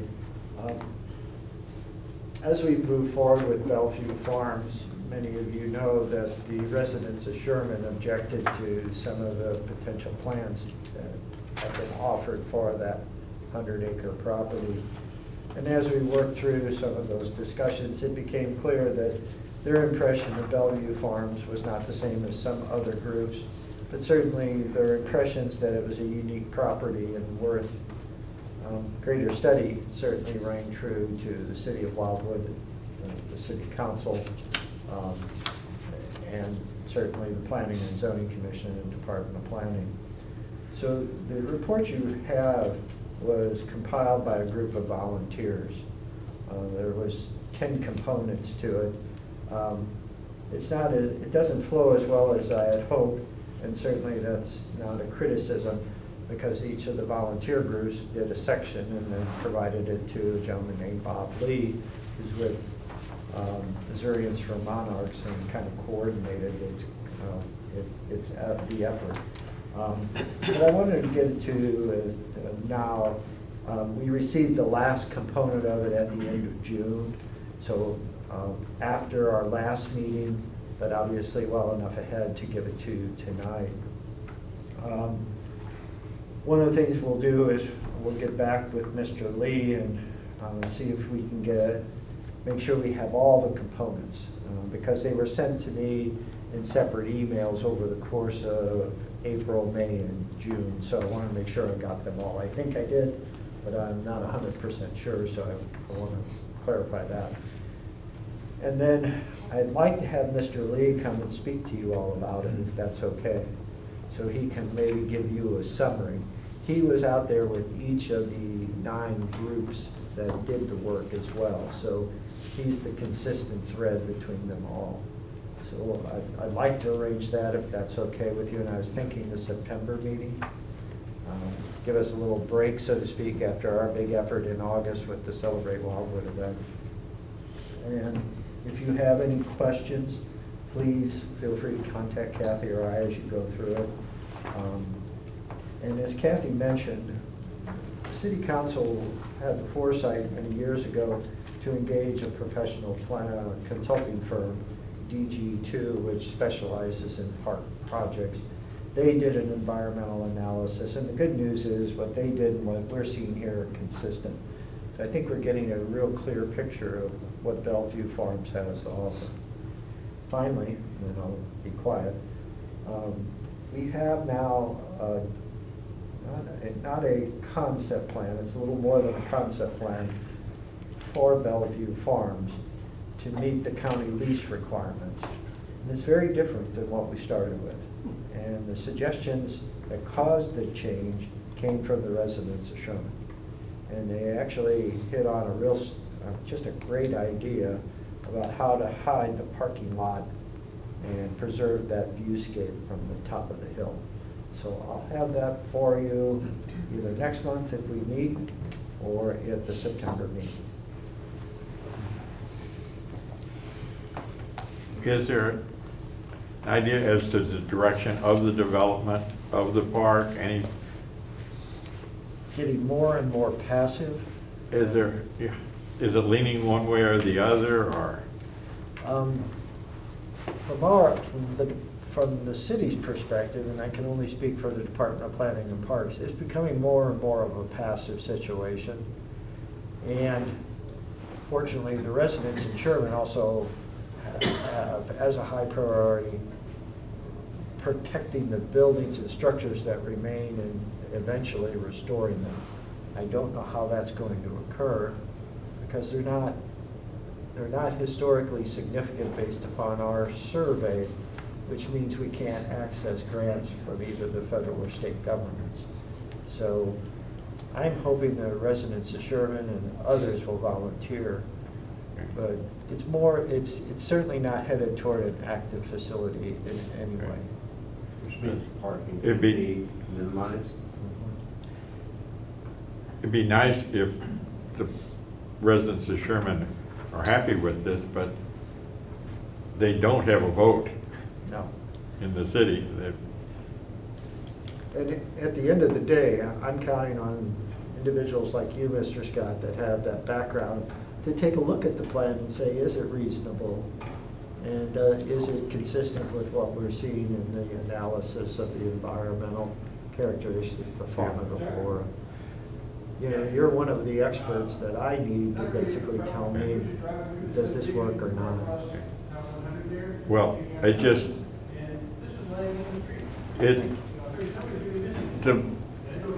I think passive and all this is fine, and I like to see it that way, but of what use and value will the city get out of it? I mean, if it's there and that's what's done to it, that park could very well belong to Baldwin or to somebody else. So I just want to make sure, we spend all this money on it, and do our residents get the use of it? Use it a lot, get some value out of it, so. Question. Can I ask for clarification on what you mean by passive versus active? Well, it's gonna be a bike. Well, let's use the discussion points we started with. Yeah. Active would be a flow trail. Yeah. A skills course. Yeah. A family area, parking to accommodate a very, very popular facility. Sure. Versus what the lease says is a parking area, a natural surface trail, picnic tables, maybe a shade structure or two, and for the most part, that's it. So those are the two extremes. And we could go somewhere in between, obviously. So that's what I consider passive, is the basic lease requirements, which were very minimal, given the discussions we had with St. Louis County. The DG2 study that I referenced earlier, we asked them to basically give us a series of concepts, starting with the county lease and the requirements of that, to what would you do if you had no limit on your budget? And they came up with some pretty interesting ideas, one of which was premised on astronomy. Doing something down there that people actually could see the stars and benefit from the night sky. That's one thing I look at as an opportunity. And the hidden component of all of this, and it's gotten lost in all these discussions of late, one of the reasons the city council back many years ago agreed to lease the Bellevue Farms property from St. Louis County is St. Louis County agreed to do programming down there for us. So that's the benefit I think eventually our residents will receive. And that includes anything from nature hikes, bird watching and explanations. One of the things I'd like to try down there is in the fall hay rides and things along those lines, because I just think it's a great location for it. Yeah. Originally, when this first came up, before you were here, the Gateway Cork. Yeah. Cork Yeah, I know. wanted to develop it. They were, we'll put the trails in and all this, and Sherman got upset about that. So that was way too active for them. So that was sort of the start of Was this. there not enough community support for that at the time? It was all. I think we were fine with it. They weren't. No, I know. I know that. Not in my Sherman was- backyard. No, Yeah. it was like almost 100% of it. Yeah. But the more programs you have, the more active it gets. Well, Sherman's a small. and the flip side of this, Mr. Scott, is the fact that the more passive the park is, the less maintenance it needs and the less it's gonna cost the city Yeah. to maintain it. And, if you do hay rides, an occasional event, where you don't have 500 cars coming in, but, it's a limited number of people, you can limit the amount of parking space you have to put in. You may be, that hill down there would be a perfect sledding hill in the wintertime. Well, I was out there one day, and I was just thinking about it. And to me, it was like, I could see as years passed when we used to do this, we got part of the St. Louis Symphony to come out and do a concert in the summer, but have them on the edge of the hill and have the folks up on the slope. And they'd have that view behind the orchestra and just, there's so many things that it offers because it's a very pretty setting. Will Wildwood be able to put its stamp on it, that it will definitely be a Wildwood asset? It has to be. Wildwood Park? It has to be, because the county's providing the land, but the funding's coming from you all as taxpayers. You mentioned lease. will this always be maintained ownership by the county versus us? Yes, that's the nature of the lease agreement when Harold Donnelly passed and left the property for public use in his will. Most of the leases we have with St. Louis County and other properties are 25 years with an automatic 25-year extension. So roughly 50 years, and then if there's a negotiation, I guess that occurs then. This has till 2020, January of 2020. I met with Councilman Harder's assistant, then Gary Bass, the director of the County Department of Parks and Recreation, 3 residents of Sherman, and then the assistant director of the department down there. And I think they're satisfied that the direction we're heading, that the lease will be extended. I can't guarantee that, though. So right now, it expires 2020.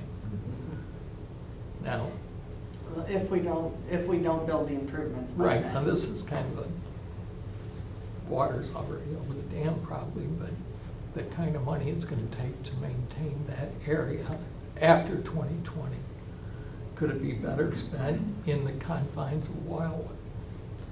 That's the discussion that's occurred almost every year. Is there really a benefit to the Wildwood residents? Is there more of a direct benefit to Wildwood residents if we move elsewhere? And at one point, I did come to this commission and say, I think we're done. I just don't think it's going to work out. But the commission wanted to press ahead for a little while longer, and that's what prompted Michael Allen to do that historical analysis of the buildings and structures and say, they're old, but they're just not historically significant. What was historically significant was burned to the ground. So what's it going to cost annually? Well, as Ms. Gragnani mentioned, the more passive, the less expensive. Although Gork had a response to that. They were going to maintain all the facilities with their volunteers. With the lease cost? 0. It's $1 a year.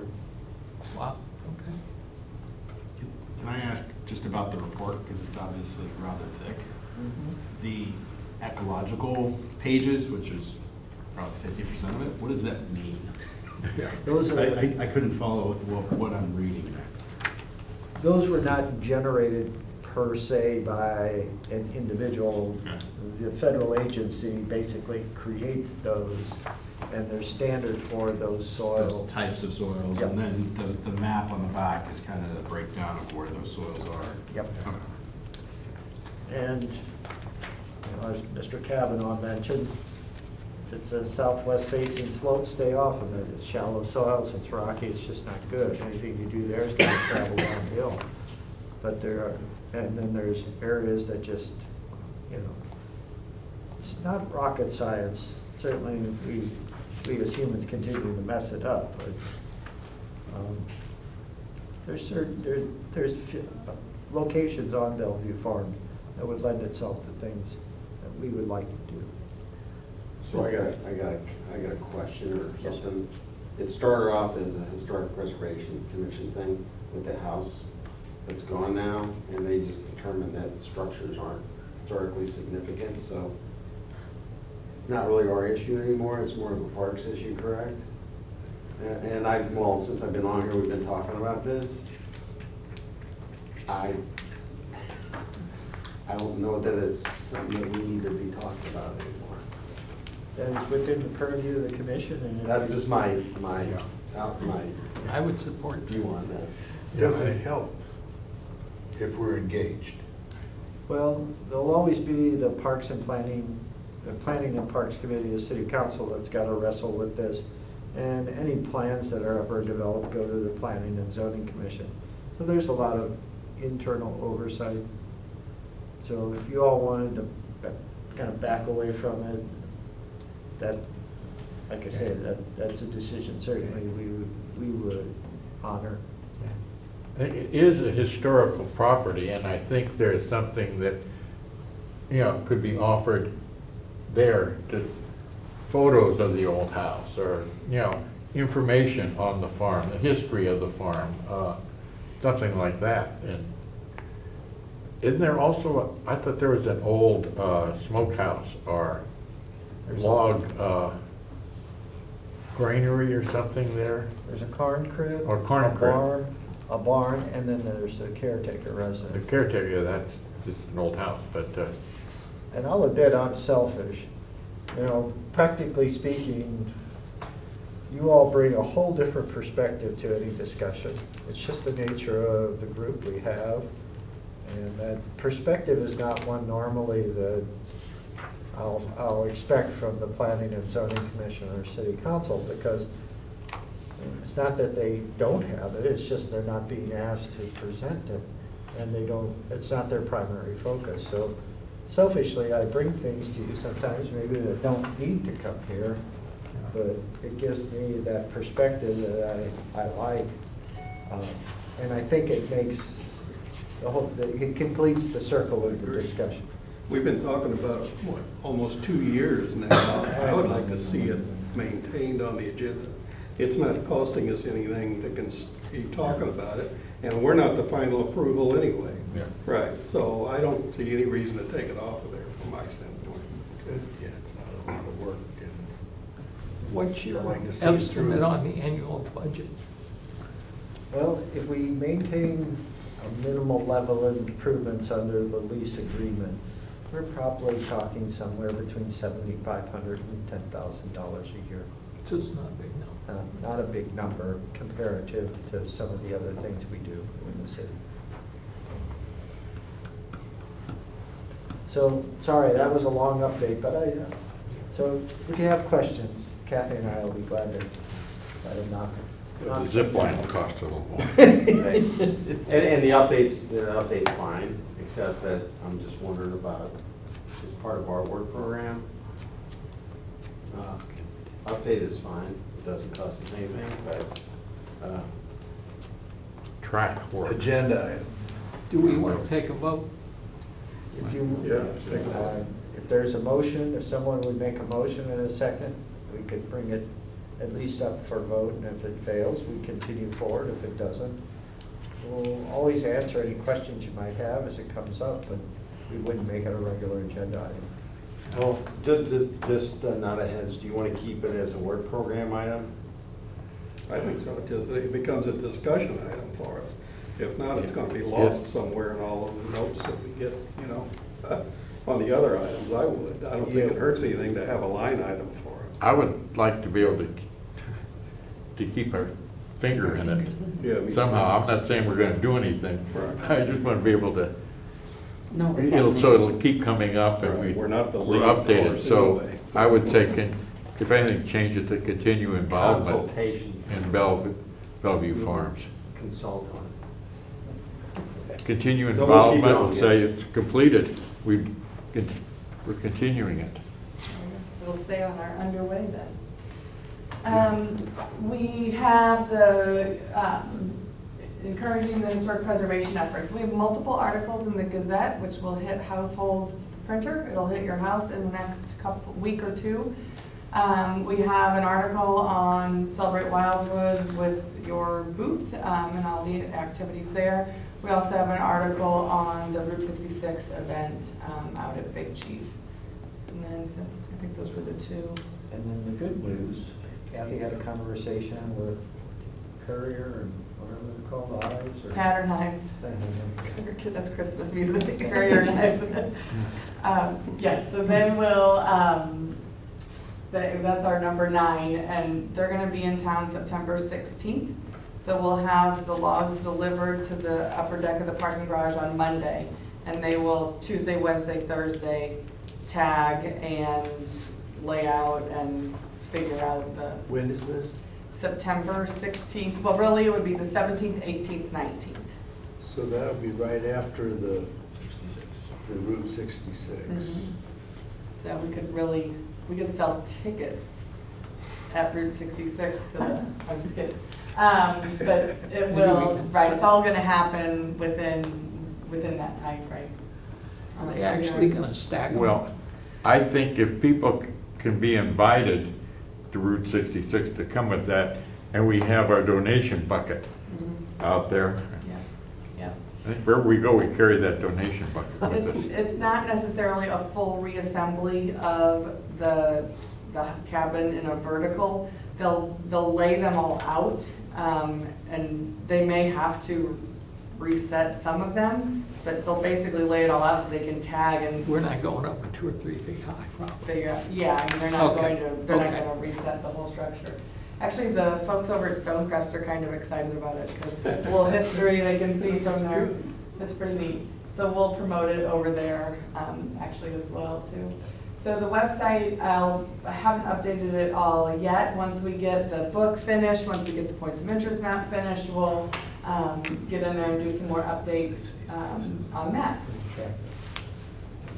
I'm sorry. Oh, no, yep, you had just brought up Route 66, but it's also under 3B. So I just, Councilmember Dodwell and Chair wanted me to relay a couple of things. So I'll just, whenever you want me to ask or say it, I'll. Go ahead. Okay, she would like me to ask you guys regarding the Economic Development Committee idea for potentially doing a dog walk. And I did relay back that you guys we would be doing an information booth across from Big Chief and would have volunteers there and would have banners. She would just like input as to whether or not you want to be a part of planning a potential dog walk and or something else if it shapes into that. And if so, what level of ownership do you want on that? And I know Councilmember Dodwell was thinking it could probably end at Big Chief so that people would be able to mill about in that area. So if you have any input, I will take it back to that committee. Do we have any interest in participating in managing that program? Mm-hmm. I don't. Okay. Are you managing the dog walk? Mm-hmm. Yeah. Upper biscuits. We could have dog biscuits at the end. That's cute. Rocky could be the grand marshal. That's cute. I met Rocky when I was delivering packet. He's your favorite. We get the Route 66 shaped dog biscuits. We're looking I guess my question is what level of planning has been proposed on that and where, I mean, obviously ending at Big Chief, but starting where, because you don't have sidewalks along the whole route I mean, where do we fit in as far as Yeah. what we We do? want dog walk where You really don't, unless you want to do it. I was just extending the offer by the committee, which Sure. was to involve you in that process if you really wanted to do it. Yeah, I did mention you would most likely be interested in just doing your booth, so that's okay. I just wanted to, if there were any ideas you wanted incorporated into whatever they come up with. And I'm not sure that there's been any level of real planning towards that, so. Yes, sir. Yeah, I have a question about that Route 66 event. For specifics, it's September the 14th, is that correct? Yes, that's And the fine. times are what? When I left it the last time in meeting with Ms. Mulholland, it was about 11 a.m. to 10 p.m. 11 to 10? Yes. Okay. And you said you wanted some automobiles, hopefully some automobiles from that period there, and where would you want them to be located?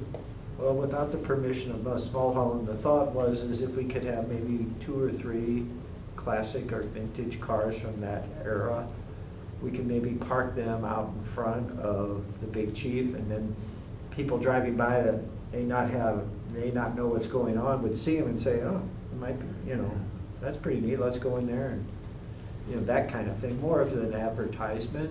And certainly we would encourage the owners of the car to do what they typically do, stay by them, and if people stop and want to talk, great. Park them under the canopy. Yeah. They'd look good there. So you want not more than maybe 2, 3 cars? Yeah, I think that was the general thought, just because of space. they don't have the largest parking lot. We're gonna try to utilize Wildwood Middle School for some of the parking, have police presence out on Manchester Road for safety. But, yeah, And nobody parks under that overhang anyway, ever. They don't use it for anything, so that's. Kind of rope them off so they don't get all thumbed up. And I would assume you only want the cars there during the daylight Oh, hours. yes, definitely. Not until definitely. 10 o'clock at night, because that's a long time for someone to, And that goes for our booth. I think, maybe we start at noon, but that time of year, it starts getting dark around 7, so maybe our shift, maybe we're there from noon to about 4:30 or 5 at the latest, and I think we have 11 to 3. At the 11 to 3 or 4. That's when they're done. but, and Kathy says we have it in our meeting minutes from June. So, yeah, the idea would be is we're not gonna, 11 to 3 is what we discussed last year. 11 to 3, so. I think if we had to, maybe, if you wanted it longer, I could talk to economic development and see if we could man the booth That'd be great. for longer hours, but, you'd certainly wanna have whatever script you want relayed to economic development, Is there other plans besides, say, a dog walk? Are they planning to do other things? Like, no? Okay. Nope. Unclear. Unclear, okay. But do you know from the owner, Big Chief, what all they kind of have planned? There'll be at least 2 bands. Okay. One through the majority of the daytime hours, and then kind of the headliner in the evening. And if it's a larger band in the evening that has popularity, that's why I was thinking they'll probably need the space, and we should probably vacate and head our merry way. Other than that, a lot of the conversations haven't been that focused. I'm hoping over the next few weeks I'll be able to at least get you that information. But we'll have a role there, and I think it's a great opportunity. I would think that they would want to do something like a car show themselves as part of it, but being that it's Route 66, but. Well, and that was discussed in one of our initial scoping meetings with the owner, and their concern was, just as I spoke, they're parking, and if we put it across the street, there's some concerns about just the back and forth, so, my idea is just, Sure. get a couple signature vehicles there and made it, use that as almost like a sign about the event. Doesn't sound like there's any excitement over taking any control of the dog walk. That's okay. Yeah. I'll pass it along. Thank you. Got one suggestion. In doing this to promote the 66 bicycling, I was thinking if we could give out something that would show historical spots along Manchester or along Old 66. And that, I just took this is just a section of 66. I don't have enough for everybody, if you can just spread these out. If we could have something that we could pass out to show, and these are pictures from our book, and I've missed some. Any house that was built after 1930, I didn't put in there because I was running out of room. Here's one for 1930. Okay, that's the latest Yeah. one. That's when I stopped. Okay. But to get people to say bicycle along 66, and they could have this map and look and see as they go by, what is this old house? Or where are the historical or old properties? Well, I think associated with the Wildwood, we could do something like that. Major, well, not this many points, but maybe some of the key ones. Because I don't know that half the cyclists know what our monuments are, our markers are, or Once we something. get the last one in, we'll definitely draft a tour. But I just think encourage people to bicycle along along there, they could stop and look at these different places. I know I did a bike tour and I hit all the markers on the ride and I took pictures, my picture next to each of the markers. Yeah. That was a pretty good ride. That was a 40-mile ride. Because with all this the is- markers. This is just a small section of, this is only, It's almost like a historic bike tour. I mean, that's something that I think we should promote just, yeah. as for that part of the population, which includes residents as well as That one people is coming in to ride, but most people don't realize that those markers are out there. Yeah. So, The other thing is, I had a conversation with the graphic designer today about the points of interest map and her concern that we're running out of space, and she's shrinking Yeah. the font, and then she's like, we're gonna have to start handing magnifying glasses out with the map. But we'll go one more year on the points of interest map in its current format because we have one more set of scenic byways to add, so that'll be 2020. But I think, you know, maybe and we don't have to necessarily put it off all the way to 2021, but maybe that can be our focus when our points of interest map has kind of run its course and we're complete with it. Yeah. We could work on, And we're launching Route 66 Park. yep, well, we'll be launching that, and our Orville Historic Community marker will be in, because that bridge project will be finished. So we'll have all of our community markers in, including the Route 66 one with that trailhead built in the next few years. So that might be a good next project. That one, so just a thought. And by the way, we closed on that property on July 12th. Okay. you're storing poles on it. You're storing poles on it, right? Oh, no, it's further to the east. Like, what is it? Grover Crossing. Grover Crossing. Okay, so we've now done 2 trainings this year. With our completion of that one, we'll get another one lined up during the next few months. We're completing the points of interest map. We discussed the Aston Log Cabin. We've discussed Route 66. And then we're still working on social media items. And a lot of that, the next month, the focus is really going to be the Celebrate Wildwood stuff. But we will market and advertise the booth and the offerings that you all will have at that event. And then underway are our 3 big projects, not all related to history necessarily, but the Phase 3 Streetscape project, which is Route 66, the 109 project, which is miraculously still basically on time, even with all the rain, and then Community Park Phase 3. And then finally, there's just the last 2 items that we have yet to start, but we're going to close out a few here in the next month and start moving along. So we're making good progress on the work program. Who else would be involved with number 5? Would Tom or the family, they would be involved? And maybe the Historical The Society. society, She because was that's the who she president and active represented. member. So we got other clock, that get involved. Any other questions? So we're doing pretty good. Okay, that's all I have on my list. With that,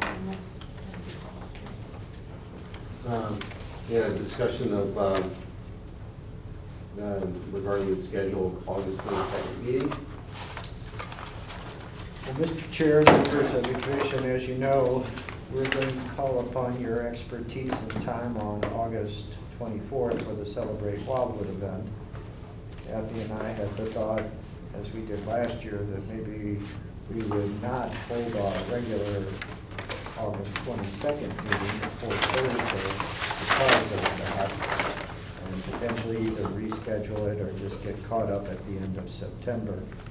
The difference this year, and certainly I don't want to complicate things, is we have that event in mid-September, which falls between the 2 meeting dates, which might justify us just having a very short meeting to coordinate all of that. Maybe not our normal 2-hour meeting schedule, but just have a meeting to coordinate our times, our volunteers, our information for the Big Chief Roadhouse event. So I guess Kathy and I, would you prefer to cancel it?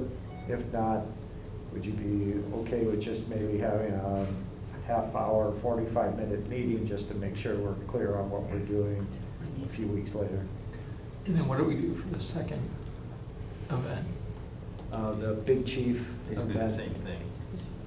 Is there a time to, because I would imagine you guys are gonna be swamped those last few days before the Celebrate Wildwood event. Right. I would say if we're gonna have, I would like to have a short meeting before the Route 66 thing, but let's do it. If there's a time we can stick it in early September. As long as we get a room, right? I'm sure we can figure something out. If push came to shove, we could meet up in our side of the building. We have that large table that used to accommodate all of city council, so we could meet up there. And that's, I appreciate that. Yeah, we get very busy that week. Yeah, that's, Yeah. if that would And I help. mean, and I don't know what will be on the agenda for September, but if we could just push the two together, the September meeting and the short meeting for that, and call it good for September. We'll see what we can do. I guess be concerned about if there's any holes in the Celebrate Wildwood schedule that we need to fill at that time, or anything we need to know about that. Yeah, we'll send out an Those could be email. done by And then- email, yeah. I said I had a shirt. I asked for another shirt, but because I spilled something on my shirt. We need to get to our new shirts. You can only have one. As soon as we get Got there, a we big can spot. contact you. You know, they're light enough, we can actually drop them in the mail if you can't make it up here, but if you can, you can just swing by and pick them But up. I don't know if there's always some last minute thing comes up that, And it just could be something in your all schedule, you volunteer, and all of a sudden, the family event comes up, you know, so we understand.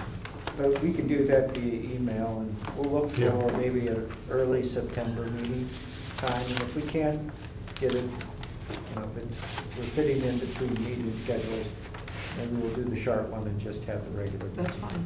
We'll see what we can find. So, a motion to not have the 22nd meeting, and then you'll contact us about one between those events. Yep. Sounds good. Do you need a motion for that? I'll make a Cancel motion, that sure. meeting? I'll make a motion. I'll second it.